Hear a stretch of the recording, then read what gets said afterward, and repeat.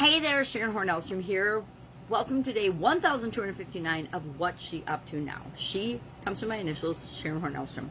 A couple years ago, I started to document my journey here as I went from the offline to the online world, the corporate America to the online world, and just keeping track of. I used to keep notebooks. I have, if you look around me, I have literally dozens of notebooks on all different things. I'm always writing in notebooks. This is my idiom notebook, my current one. This is probably my, I don't know, 9th or 10th notebook of idioms, as I share an idiom every day on my Supersize Your Business page. And I have lots of notebooks about things I learned, things I study. When I listen to things, I usually take some kind of notes. And as my vision has gotten worse, I used to document my journey and kind of keep track of what I was doing in notebooks. But that became more challenging for me personally. And I needed to be able to talk on videos, do live videos to present and share information instead of just keeping everything in notebooks. So I started to do a daily documentation of my journey. What am I doing? What's working? What's not working? The good, the bad, the ugly, and everything. And I pretty much share a little tidbit of everything with respect to my business. Sometimes I share stuff that's going on outside of my business and in my personal life or what I'm doing with different challenges. Sometimes not. It just depends what is in the top of my mind. Sometimes I wake up with something that's just niggling away and nudging my mind, and we'll talk about that in this particular segment. So today, I'm just sharing a couple of interesting observations.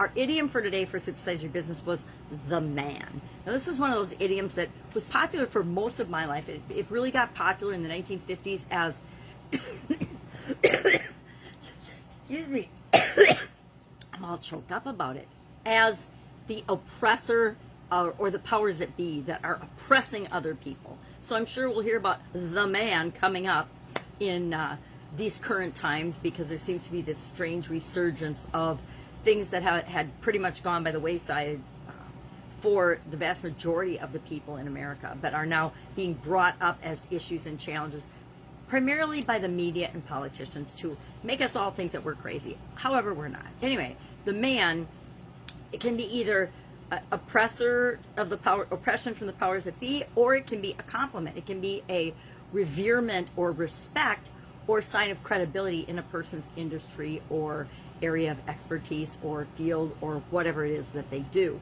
So it can go both ways. It's one of those idioms, and there's a lot of idioms that are like that can be interpreted either for the positive or the negative.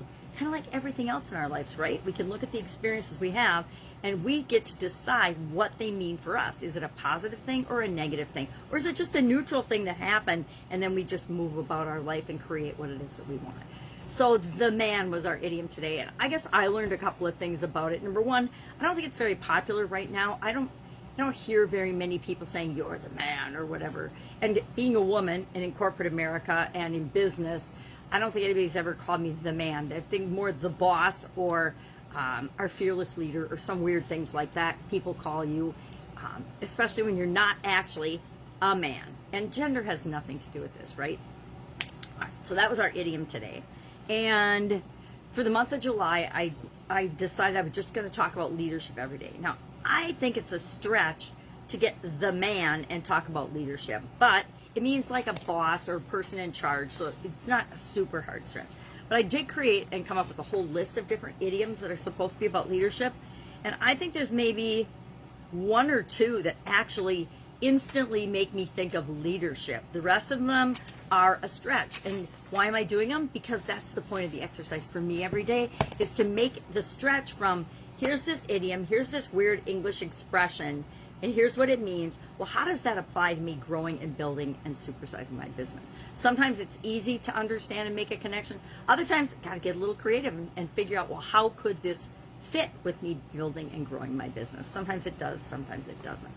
So that was our idiom for today. Our annual challenge to do one thing every day that centers us was about knowledge and wisdom. It's a two-part one, and I thought it was really a good one. It talks about when we want to attain knowledge in our lives, we add things to our life. We go out, we learn, we read books, we watch webinars, we watch documentaries, we go to the library. I know, remember when people used to go to the library? We study, we add things to our brain and to our little red wagon, as my dad would call it.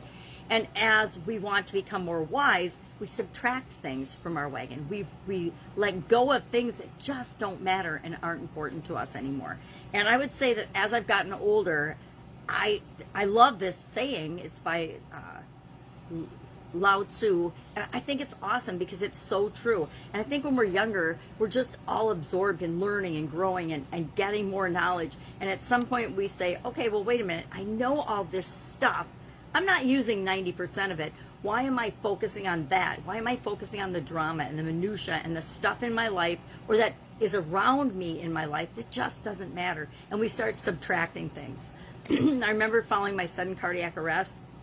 One of the things I came out of that experience with was I chose not to participate in other people's drama, other people's situations, including my family members, stuff that was not mine to figure out, wasn't mine to deal with, wasn't my personal problem. Because guess what? I had to focus on my health for probably the first time in my life, and I had to pay attention to that. So I didn't have a lot of time and energy left over for, petty grievances or arguments, or he said this to me and she said that, and now we're all upset and fighting. Okay, well, y'all need to get together and figure that out. I'm not going to figure that out for you. When you're a mom, you try to fix a lot of stuff for your kids, and I realized that I needed to let go and let them take personal responsibility, grow up, and figure out a lot of their own stuff. Same with my sisters. I have a bunch of sisters, and sometimes, I don't know about you and your family, but in my family, sisters mean drama. So one sister would say something about another sister, or to another sister, and then 2 of the 4 of my sisters would call and expect me to weigh in on the situation. And I literally would say, name of my sister, I'm not going to say which one, I choose not to participate. I choose not to participate in this discussion, in this drama. Y'all need to go figure it out.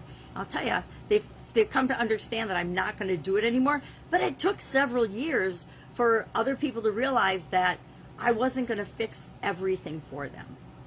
And as a mom and a business owner and a corporate manager and things, you just automatically have that fix-it belief, that fix-it mentality. But if you take on everyone and a lot of other people's problems and situations and dramas, you don't have the time and energy left to create the life that you want. So I highly recommend bowing out and choosing not to participate in a lot of things. And a lot of times you don't even need to tell people you're not going to participate. You just don't respond, don't react, and don't participate in things that aren't yours. I didn't used to like the saying, not my circus, not my monkeys, but it's so true. And there's a lot of other ways of describing it, but it's so true. We take on, it's like people that watch the news and the media and get all upset over all the drama and all the trauma and all the negative things or all the bad things that happen in the world. My ex-mother-in-law is like that. She watches the news, and then I gave up watching the news in the 80s, and part of why I could do that is I knew that my mother-in-law was always going to let me know anything bad or anything negative that could possibly happen or any danger that could befall my children, because she was going to respond to it, and she was going to repeat the news that she had heard in the media that she had heard to me. So I figured I didn't need to listen to it and watch it because I didn't need to watch it twice, especially the negative things, right? There's so much emphasis and what's wrong in the world, what's negative, what's bad, that we just get inundated with it. And depending on your friend group or the people that you're exposed to or you hang around with, you might get double, quadruple, 10 times the dose of that negativity than by watching the news yourself. So anyway, I gave up watching it in the 80s, and I'm glad that I did, because I still, enough of it trickles through from the people that we associate with, from the situations around, from conversations that we hear, from other ways of seeing it that we don't need to go out and choose to spend our time watching it. So again, that's another one of those things that you can choose not to participate in. I choose not to participate in discussions about religion. People's religions are none of my business. I don't participate in discussions about people's sexuality or gender identification. It's none of my business. It's up to them to decide what they want. Politics, every once in a while I get sucked in, but I try for the most part just to put filters on and ignore all of that, because it doesn't make me feel good. And if it doesn't make me feel good or positive or lighter or happy, that means it's not for me. And so the more things, and that I guess is the tie into not participating or letting go of things, or paying attention to doing more of the things that feel good for us and letting go of the things that don't feel good for us. Because if it feels good, if it feels right for us, it is for us. If it doesn't feel good, if it feels like work, if it feels like struggle, if it feels like hustle, if it feels like hassle, guess what? We're doing it wrong. It's not the right thing for us. So I'm thinking about that today. I need to get ready for the next 30-day Get Up and Go Challenge. August 1st, we're going to start the next free 30-day Get Up and Go Challenge. And I have not thought about it for a couple of months. Periodically, once in a while here, it pops into my brain, but for the most part, not, because I haven't done it since April. So we're going to do it again in August. I'm excited about it because I want to combine all of the best features of the previous challenges, which we've done 7 now, 7 30-plus day challenges and a couple smaller ones. I want to combine all of them into this next one in August. So it should be awesome. I'm convinced, and I know that it will be awesome. So if you're interested in joining us on that, just hit me up in the comments below, or there'll be more coming about it in the next couple of days, because I want to do a better job of letting people know that we're doing it in advance, instead of just boom, all of a sudden it's August 1st and we're doing the challenge. We'll for sure do it on the Get Up and Go Challenge Facebook page. And then there's also a private Facebook group for that Get Up and Go Challenge, where we share our homework and we have more personal, more intimate discussions about the topics that we talk about, and that we can be more open, because it's a private group, so everybody in the world doesn't see it. But everybody can see the of course, Facebook Get Up and Go page. And not that billions of people look at it, but they could, theoretically. So that's what I'm working on right now. I'm actually hanging out with my infant granddaughter today. I'm super excited about that. Her parents are going to go fishing, so I'm going to play with her. And it is so rejuvenating and so fun to hang out with granddaughters, that it's almost hard to describe. Raising your kids, it's all about you and 100% your responsibility. Your grandkids, it's about you enjoying them as little human beings and as people, and having fun and helping to, sustain and help them with their little communication and their confidence skills and their egos, and to become the best person that they can be.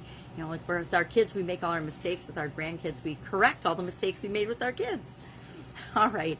Have an awesome day. If I can help you anyway, ask in the comments below. I like to be that resource where, if you are like I am and you hate to ask, but you know that you've looked and you've tried to figure out the answer to something and you just don't know the next step to take, just direct message me. You can direct message right on the video, or leave it in the comments below so other people can learn from your question as well.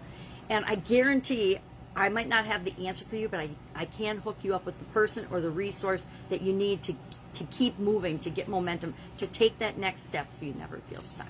Go out and have an awesome day, and I will, of course, be with you tomorrow, reporting on what the heck Sharon Horne-Ellstrom, is doing from the offline to the online world, and a little bit back to the offline world again in 2021. Have a great day.